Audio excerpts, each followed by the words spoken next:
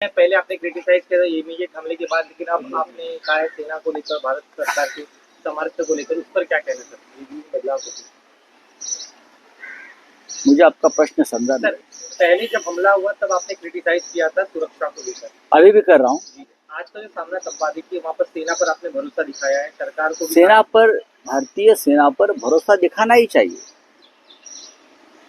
ये जो देश और देश की सीमाएं सुरक्षित है, वो सरकार की वजह से नहीं है। सरकार कोई भी हो, मनमोहन सिंह थे तब भी देश की सीमा हमारे जवान ही सुरक्षित रखते थे और आज भी वही रखते। इसलिए तो मोदी वो जवानों के भरोसे बिहार में चुनाव प्रचार को जाते हैं दूसरे दिन हमले के बाद, और कल तो मुंबई में मनोरंजन की दुनिया में आकर 9 घंटे निकाले। उसका श्रेय भी सेना को ही देना चाहिए। ये हमला हुआ है देश के ऊपर, 27 लोग मारे गए हैं। घर घर में आक्रोश है और हमारे प्रधानमंत्री मुंबई में आते हैं और फिल्मी सितारों के साथ 9 घंटे बिताते हैं, एकदम कंफर्टेबल, कोई चिंता की लकीर नहीं। उनका श्रेय भी भारतीय सेना को, भारतीय फौज को देना चाहिए कि वो वहां मरने के लिए तैयार है, लड़ने के लिए तैयार है। इसलिए प्रधानमंत्री घूम रहे। तो जो भी होगा और जो भी हुआ है अब तक, वो भारतीय सेना का ही श्रेय है। लेकिन नेतृत्व जो है, सरकार, वो खोखला है। अब आप कहेंगे कि सरकार को समर्थन देना चाहिए। जरूर सरकार को समर्थन देंगे, लेकिन सरकार को गलतियां जो हो रही है बार बार 10 साल में, उस गलतियों का समर्थन हम कभी नहीं करेंगे और ना करना चाहिए किसी ने। आपने 71 का सर एग्जाम्पल दिया कि इंदिरा जी ने भी आजादी दी थी, लेकिन युद्ध करना है यह फैसला उन्होंने लिया था। ये केस में अब तक वो होता हुआ ये एक पॉलिटिकल निर्णय होता है, जिसे हम राजकीय इच्छा शक्ति, पॉलिटिकल विल पावर, खुद जो होगा उसकी जिम्मेदार मैं हूं, उसे नेतृत्व कहता है।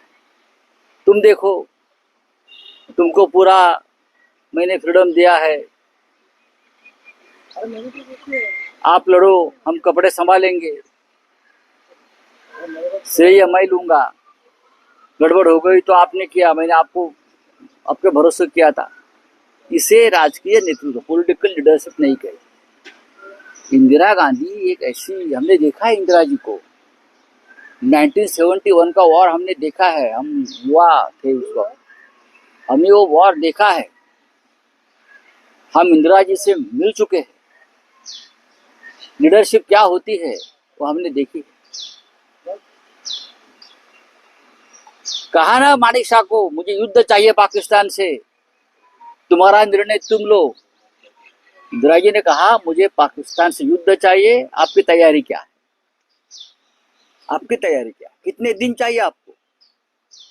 ये पॉलिटिकल लीडरशिप की एक निर्णय था कि मुझे युद्ध चाहिए।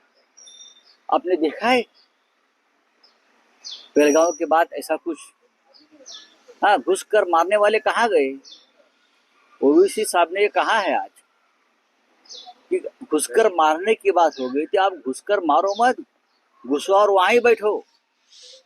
बैठना चाहिए वहां जाकर, लेकिन कब जाएंगे, कब घुसेंगे, कब बैठेंगे? प्रधानमंत्री तो फिल्मी सितारों में दंग है, बिहार के प्रचार में दंग है। ये समस्या देश में है लीडरशिप, और लोग तालियां बजा रहे, बड़े बड़े एक्टर बैठे थे। देश में क्या हो रहा है? आक्रोश हो रहा है, आप तालियां बजा रहे हो। 9 घंटे देश के प्रधानमंत्री फिल्मी सितारों में बैठकर गपशप करते हैं। 15 दिन इस प्रकार के सभी कार्यक्रम रद्द करने चाहिए। सिर्फ देश का विचार करना चाहिए, देश की सुरक्षा का विचार करना चाहिए था, कश्मीर का विचार करना चाहिए। लेकिन हमारी लीडरशिप नहीं कर रही है और हमारा अपोजिशन सरकार को समर्थन दे रहा है, हमारा विरोध। अमित शाह का एक बयान आया है कश्मीर में जो हमला, उसके बाद अमित शाह ने ये कहा है कि हर व्यक्ति को जवाब मिलेगा। भाई, उरी से लेकर पुलवामा और पहलगांव तक जो हमले हुए उसके लिए गृह मंत्रालय जिम्मेदार है। आपको ये बोलने का अधिकार नहीं है। सबसे पहले आपका इस्तीफा आना चाहिए था। अगर आप असली देशभक्त है ना, तो इस देश में सबसे पहले इस्तीफा या बर्तरफी या निलंबन गृह मंत्री का होना चाहिए था।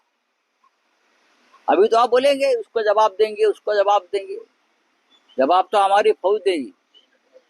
लेकिन आपकी गलती, आप 24 घंटे जो कारस्थान राजनीति में चक्रव्यूह में बैठे हो ना, उसकी सरकार गिराओ, उसकी सरकार लाओ, ये विधायक तोड़ो, ये सांसद तोड़ो, ये आपका काम है।